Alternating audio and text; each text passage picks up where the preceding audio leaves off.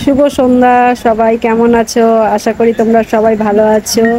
দেখো, আমি একটা লক্ষ্মীর ভান্ডার জমিয়েছিলাম, সেটাই ভাঙছি। ছেলে উচ্চ মাধ্যমিকে ফার্স্ট ডিভিশনে পাশ করেছিল বলে ওকে কিছু একটা গিফট দেওয়ার ইচ্ছা আছে, তাই আমি ভাঙতে পারছিলাম না বলে তোমার দাদা নিয়ে বসেছে। ও কাটছে ঘরটা কিভাবে, দেখো আস্তে আস্তে করে।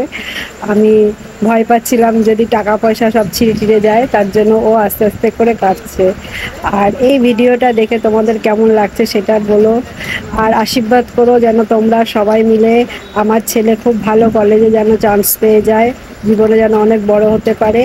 আর পয়সাটা যে কত টাকা জমিয়েছি সেটাই তোমাদেরকে শেয়ার করছি। দেখো, আর কিছু নোটও আছে, বেশি কয়েনই আছে, মানে আমার সব প্রত্যেক দিনের সঞ্চয় একটু একটু একটু করে আমি রেখেছি।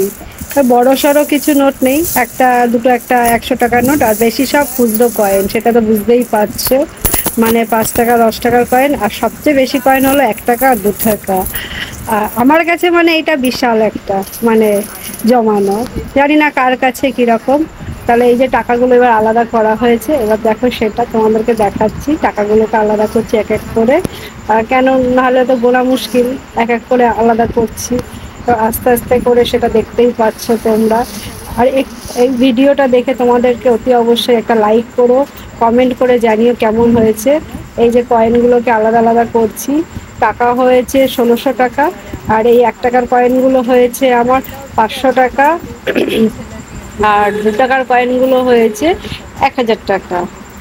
টোটাল আমার হয়েছে 3600 টাকা জমানো হয়েছে। এর থেকে বেশি পারিনি। আর আমার ইচ্ছা আছে ছেলেকে একটা ব্রেসলেট দেবো।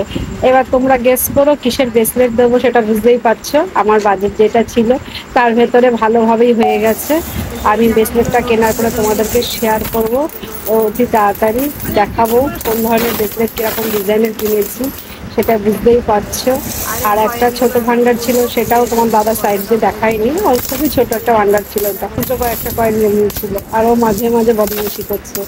আজকের জন্য এইটুকু, নেক্সট ভিডিওতে দেখা হবে।